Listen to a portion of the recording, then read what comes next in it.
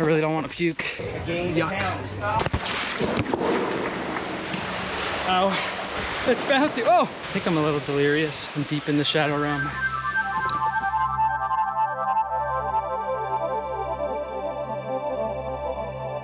The Laurentian Mountains. Extending over a distance of 1,500 kilometers from Labrador's northeastern shores to the southwestern border of Quebec, they remain one of the oldest mountain ranges in the world. Ancient sentinels, they stand defiant against the relentless march of time, sculpted by the artesian hands of nature through eons untold. Yet, amidst this eternal struggle, emerges a crucible of human spirit, where the unforgiving terrain becomes the stage for one of Canada's most arduous tests of fortitude. An ultramarathon that dares to defy the very essence of endurance itself. Goodbye, Montreal. After a short but traffic-filled drive, I arrived as the sun was setting over Mont-Saint-Anne and grabbed my bib before retiring for the evening. It's about 9 p.m. It's time to get some sleep. Gotta be up for the show at 3 a.m. Bags all packed, ready to go. Good night, everyone. Whew. Managed to sleep about 4 hours. It's 2 a.m. I gotta catch the bus in about an hour. Feeling pretty good. Should be a good ride. The bus was filled with a mix of sleepy runners hoping for an extra 45 minutes of rest and others buzzing with nervous excitement. After a 30-minute drive toward the start line, we faced a steep descent to the shore of the St. Lawrence River. Unfortunately, our bus's brakes overheated during the descent, forcing us to switch to a secondary bus for the remainder of the journey. It felt as though the Laurentian Mountains were already trying to test our resolve. Merci. Merci. Merci. Upon reaching the start line and witnessing the beautiful sunrise over the St. Lawrence River, all worries and doubts began to melt away. As daylight filled the sky, the race energy surged through the crowd, and we eagerly took our places along the start line.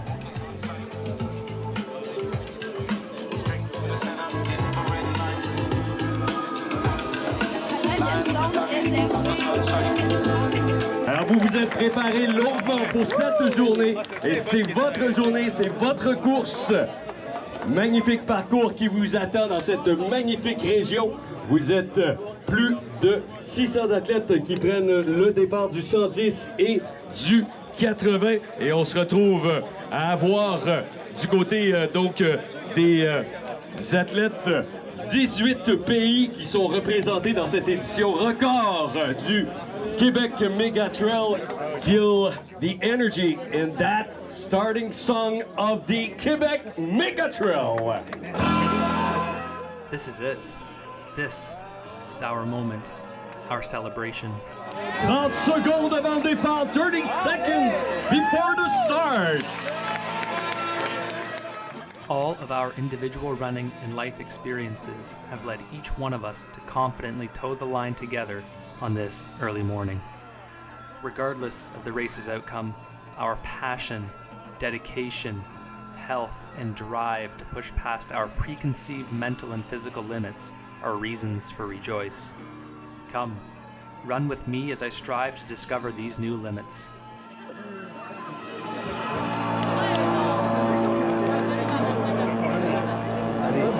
Un départ dans 5, 4, 3, 2, 1 et c'est parti pour le 110 et le 80.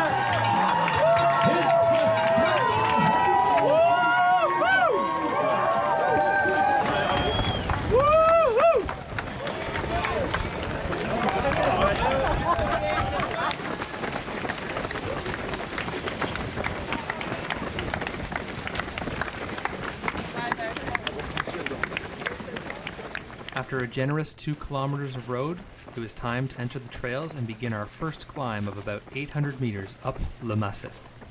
The race takes place along the northern shore of the St. Lawrence River, northeast of Quebec City. The first aid station is positioned at the 15-kilometer mark after reaching the summit. The route continues on a runnable single and double track leading to the second aid station.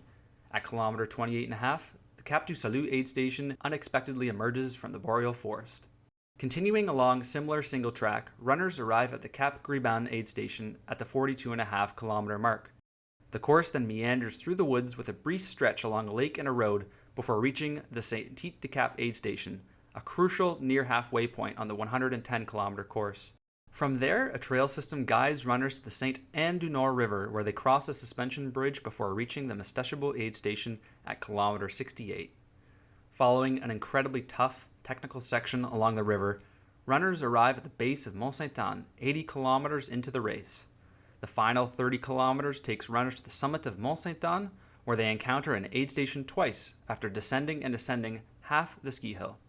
The last stretch of the course winds along the back of Mont-Saint-Anne with the final aid station at the 100 kilometer mark. With 10 kilometers to go, runners follow the Saint-Anne-du-Nord River back to the finish line at the base of Mont-Saint-Anne. Like most races, you typically find yourself in a pack until the stratification of participants takes place. For most of the ascent up Le Massif, I stuck with a small pack of runners. Their uphill pace felt steady but manageable, and I was happy to share the early miles. I knew I would be alone for the rest of the day.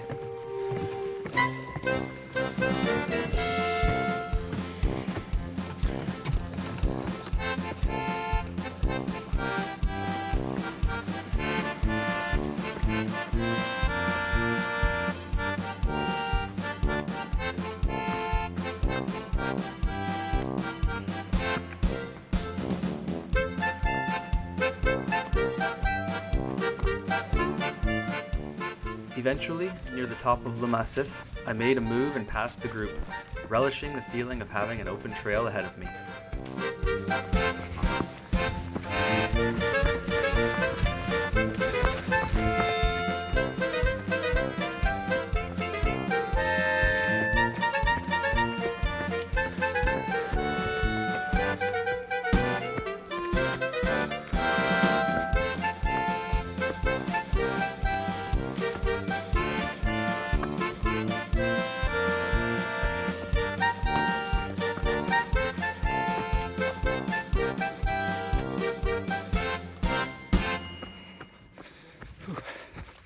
It's quite humid out. Luckily the sun's tucked behind the clouds, but oh, it's humid. I think I'm getting close to the first aid station, which is Le Massif. So it'll be good to refill my water bottles there, because I'm getting pretty low. It was nice to hit a flat single track after the big climb and get some runnable kilometers in before reaching the first aid station.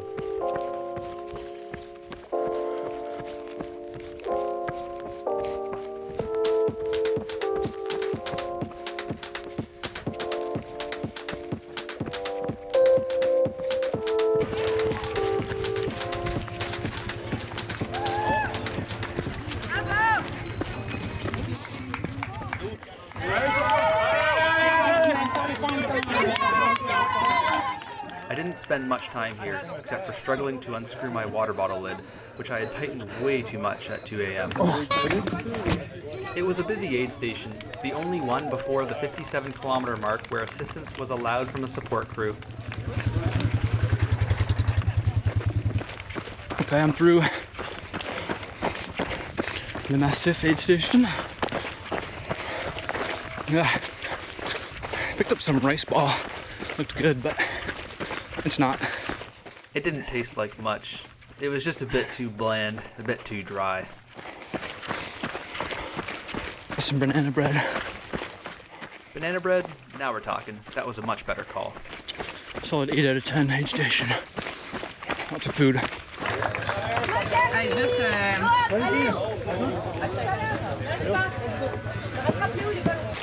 Lots of drink. Someone fill my bottles. Here we go.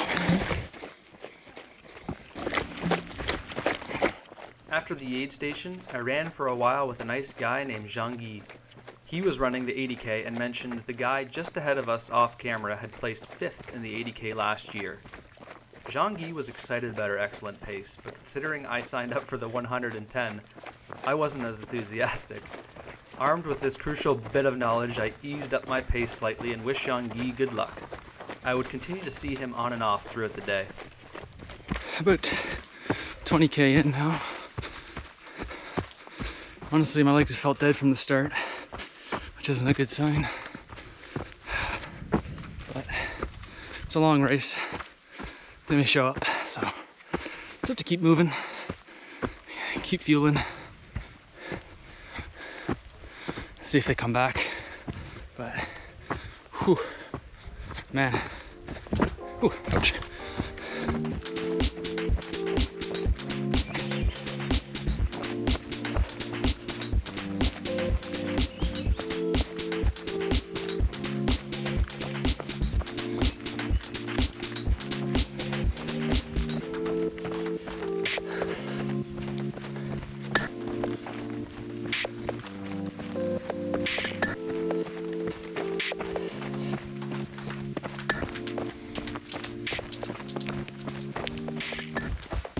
As you can see, the next section was fairly runnable and would have felt great if not for some early troubles. Whew. Well, I'm feeling a little nauseous. Yikes. It's not good because not even 3 hours in yet. Ooh. Yeah, my stomach is, oh, it's feeling pretty bad. It's turning. It's crazy. Don't know why. Bit of a battle here already. Oh. I really don't want to puke. I really don't. Yikes. It's boring. But I trained for this. Let's go. The nausea's still there, but it's a little more tolerable now, luckily, because it was a little rough patch, I'm not gonna lie. Oh, I think I've hit the second aid station. I think it's just up ahead. I should really eat something, but I don't really feel like eating. But I have to. But I'm nauseous.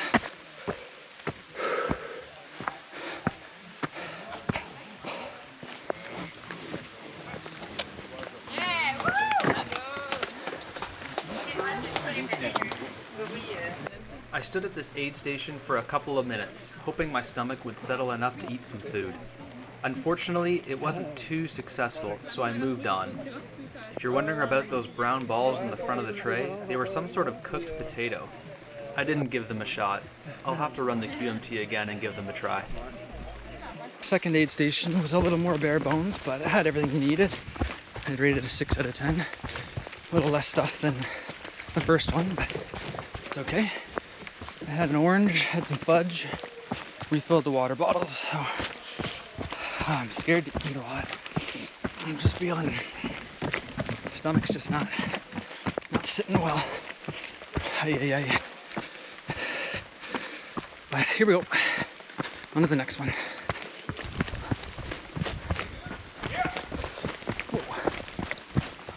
This is a little more intense, a little more steep. Oh my god. Just as my stomach troubles were beginning to subside, it was time to face the next hurdle. 4.5 hours in, feeling pretty good. Well, maybe not pretty good, but I feel okay. I got blisters. I can feel them, and they fucking hurt. But I don't know why. I've ran in these shoes and these socks for longer than what I've done already, so without a problem. It's really disappointing. I'm gonna have to do something about it when I change shoes, but that's not for another 20K. Oh god. Whew. Yeah. It's been a battle right from the start. Oh boy. You just have to put your head down and keep going, all while trying to appreciate the beautiful scenery around you.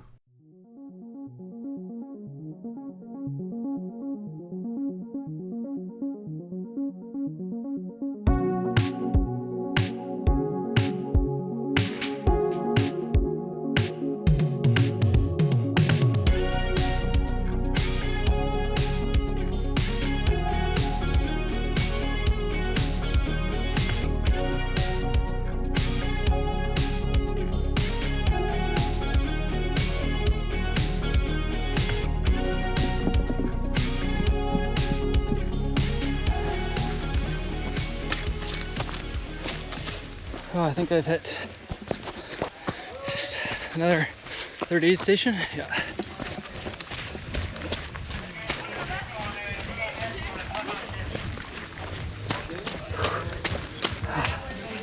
Let's go, c'est bon, c'est bon. You made it.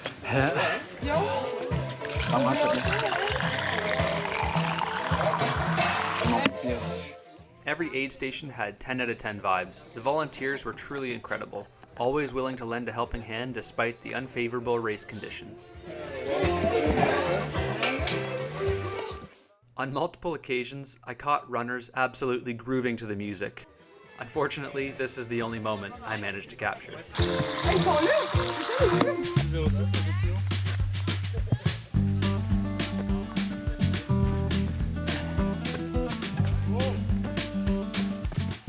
.38 station done. That one was well equipped. Gave it a 7 out of 10. Had some more orange, and I drank a lot of Gatorade, so they're exact. Let's keep going. Legs are feeling pretty shot. Thanks.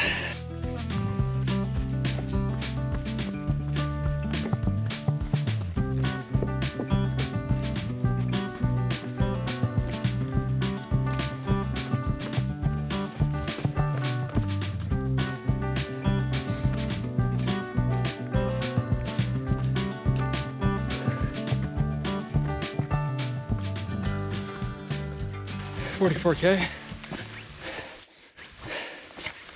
Feel a little better now. It's funny. It's just a roller coaster. You just have to push through the lows and hope that a high is on the horizon. Just make sure you're drinking lots, eating lots.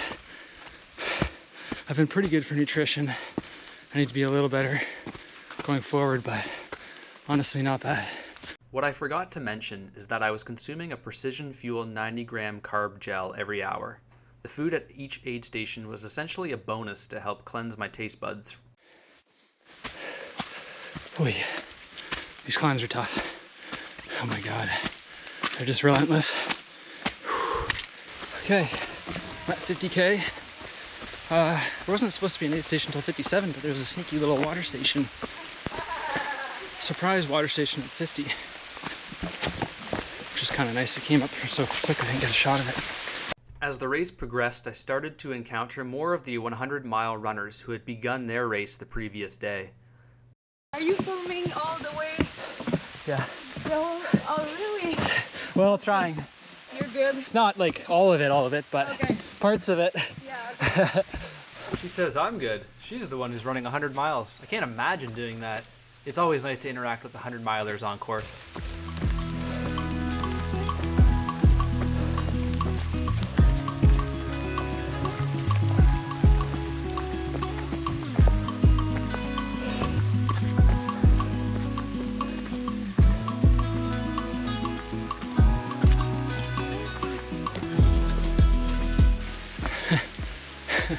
I feel about as you would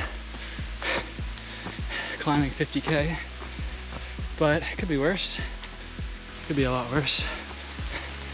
Basically half the elevation done as of now, and a little under half the distance, so a little less elevation than distance ahead, but not much.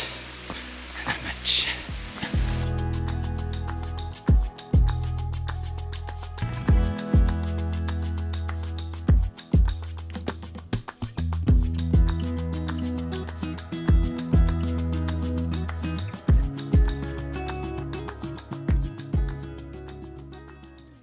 After a few more kilometers in the trails, I emerged onto a short road section on the way to Saint-Tite-de-Cap. I couldn't wait to change my shoes.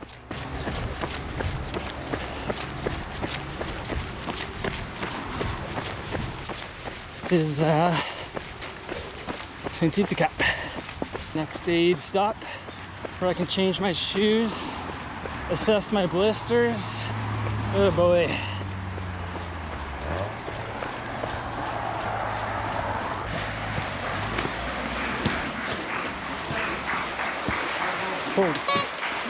Holy fuck. Oh, it's steep. Oh.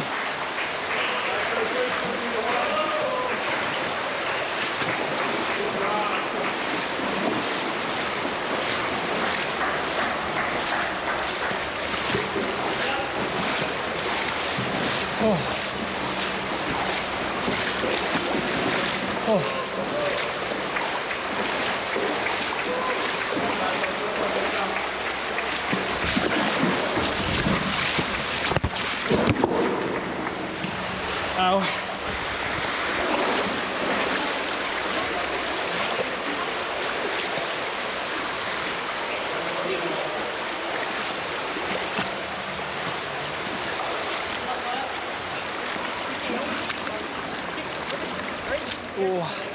Vous êtes mieux de vous coller du côté droit.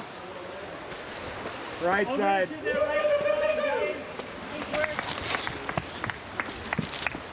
Good job, let's go. Let's go.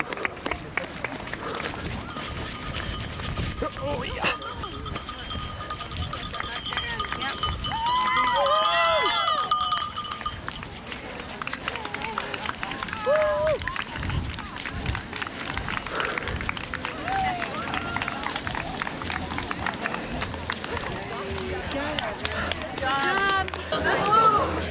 After grabbing my drop bag, it was finally time to switch out of my wet shoes and socks and check on those blisters. Yep, ouch. There's the reason. I had worn my favorite running socks one too many times and they finally gave way. Talk about bad timing. Let's get these feet dry and head on over to the medical tent to see if I can get them bandaged up.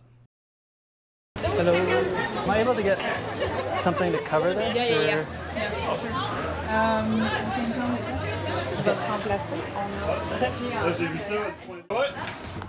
Getting my feet fixed.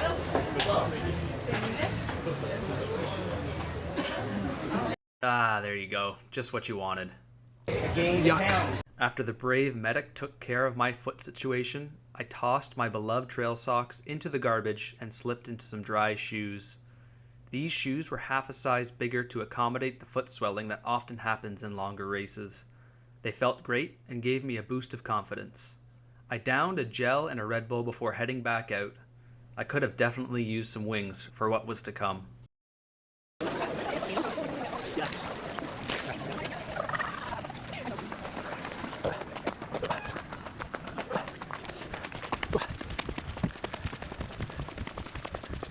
And I'm out of St. Tite Cap.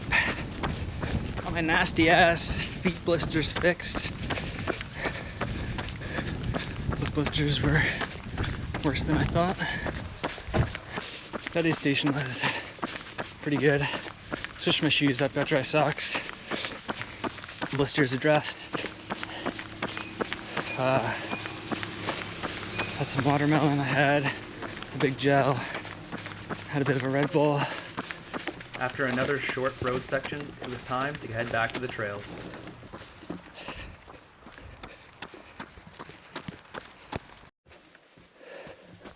The trail conditions were quickly deteriorating. The St. Tite de Cap aid station marked the start of the course for the 50K racers who began earlier in the day. With over 500 additional runners and a day of rain, the trail had become incredibly wet and muddy. It's been tough to film. It's so muddy. I'm just sliding and slipping everywhere. I need my hands out. Holy cow. Makes this race just that much harder. Just sections like that, but continuous. Whew. Boy. I don't know how many times I've caught myself falling. Whew. 9 hours in, 64 kilometers in. Whew. And I'm feeling it. Oh my God.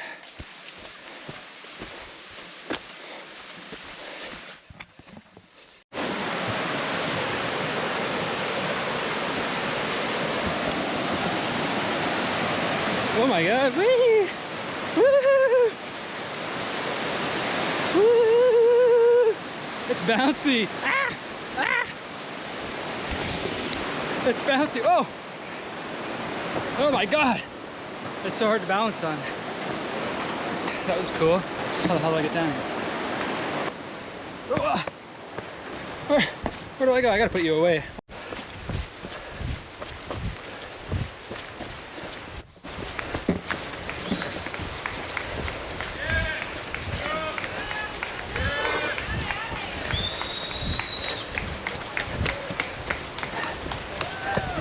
Merci.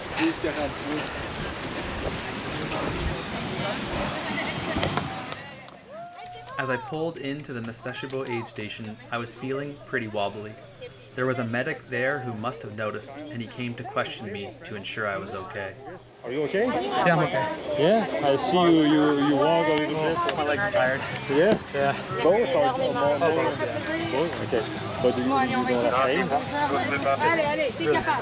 It's only the normal pain for this race? Yeah. Okay. Yeah, that descent. Bon, attends, on va arriver à 2h40 ce matin. Oui. How is your head, your mental? C'est sûr que là, Yeah? t'as pas tombé beaucoup. Tu vas être en Oui, entraînement aussi, à très, très, très, très jeune. Là, See you at the end? yeah. I hope. Tu sors de l'eau, des De l'eau? De l'eau, water. There we go. Merci. Un petit peu d'eau encore. Remplis ça. Allez, fais mon envoi. Ça fait plaisir.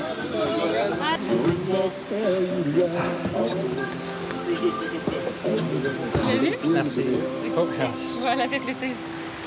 That was the Mont-Saint-Anne aid station. Pretty well stocked. 7 out of 10.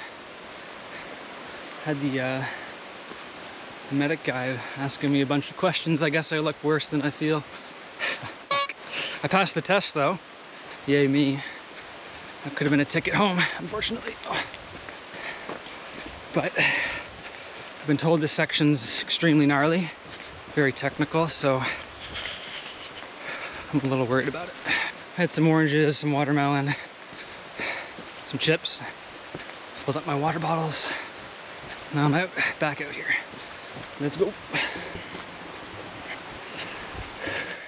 This section began with a deceptively pleasant single track, featuring significantly less mud than the previous parts of the race.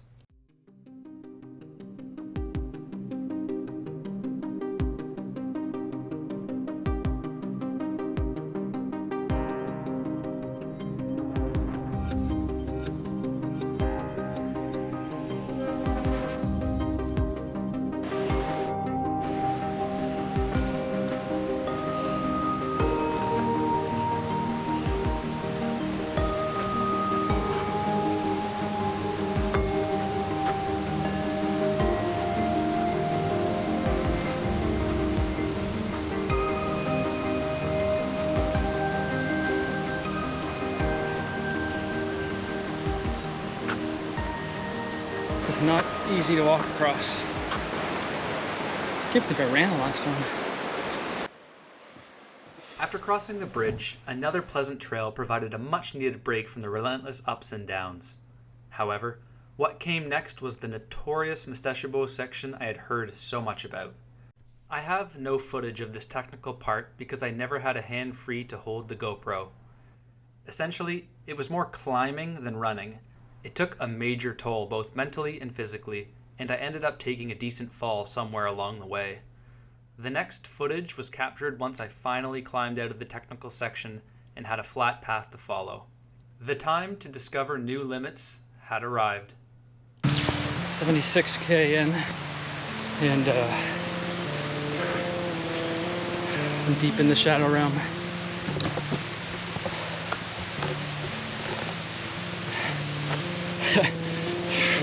I just spaced it.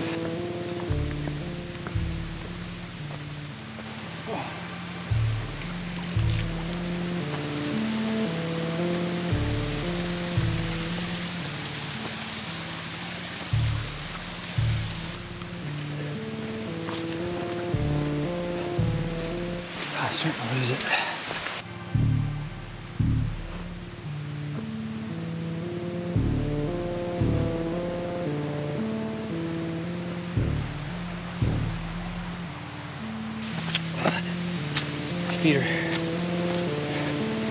My feet are butchered. Just butchered.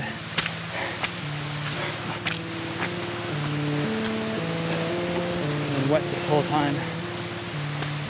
I mean, I changed shoes and then they got wet like within the hour. Yeah, I'm fully in the shadow realm. I thought this log here, I thought it was a guy on a bench. It's just straight up I straight up thought that there was a guy on a bench for the longest time until I got really close. My feet are just wrecked. They hurt with every step, man. Like just unreal. Oh, some nice falls over here.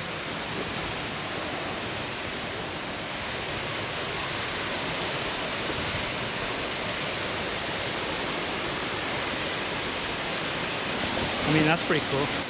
I'm really close to Mont-Saint-Anne. I can hear the music, but oh, it's a struggle.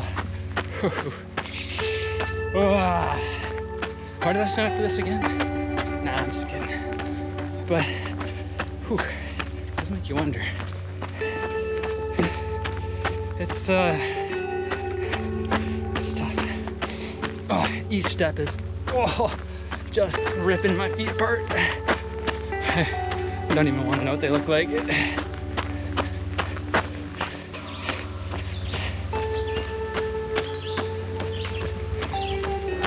The path leads away from the music.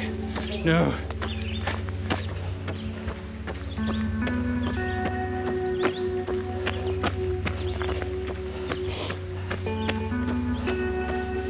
Here we go. Let's go. Let's get to the 80. I limped into the aid station in 28th place and I took a seat to assess my feet. They had accumulated more blisters and were as pruned as a sun-dried tomato. The medic strongly advised me to sit back and wait for my feet to fully dry if I planned on continuing. I took this advice and stayed at the aid station for over an hour. I walked around the aid station a few times and noticed increasing pain in my feet and instability in my legs.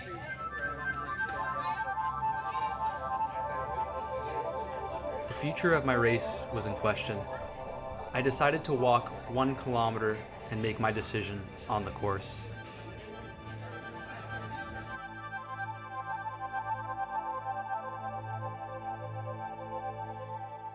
So, off I went. I walked the 1 kilometer from the aid station before ultimately deciding it was for the best to call it. Regrettably, this was the last recording I offered the camera. I'm leaving the aid station. I'm trying it. I'm in a world of hurt. With approximately 5 more hours of limping up and down Mont-Saint-Anne, I didn't want to worsen my foot condition and I was questioning the safety of the ascent and descent on my wobbly legs. Disappointment was an understatement.